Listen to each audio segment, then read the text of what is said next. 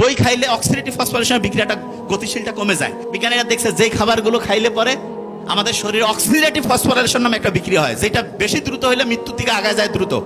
দই খাইলে অক্সিডেটিভ ফসফোরিলেশনের বিক্রিয়াটা গতিশীলটা কমে যায়। তার মানে আপনার শরীর চলবে, কিন্তু এনার্জি সেভিং বাল্বের মতো আপনার টাইমটা আস্তে আস্তে খরচ হবে, আয়ুটা লম্বা সময় আপনার বেঁচে থাকার সম্ভাবনা তৈরি হবে। আমাদের প্রত্যেকের যে হায়াত আছে এটা ইউনিট আকারে আছে।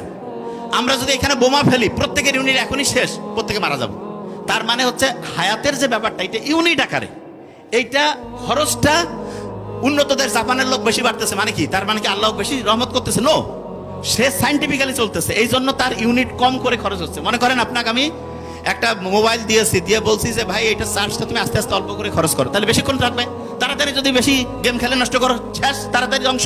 বোঝা গেছে? ইউনিট আকারে থাকে যে জিনিসটা। তবে হ্যাঁ, এখানে ভালো করে বলতেছি যে কার হায়াত কতটুকু থাকবে এটা আল্লাহ জানে, কিন্তু আমাদের চেষ্টা করতে হবে যাতে করে আমরা ইউনিটটা সহজে খরচ না হয়, যেটাতে অল্প অল্প করে খরচ করবো। দই খাওয়া ইউনিট স্লো হয়ে যাবে। বিজ্ঞানীরা দেখছে যে খাবারগুলো খাইলে পরে আমাদের শরীরে অক্সিডেটিভ ফসফোরিলেশন নামে একটা বিক্রিয়া হয়, যেটা বেশি দ্রুত হলে মৃত্যুর দিকে আগায় যায় দ্রুত।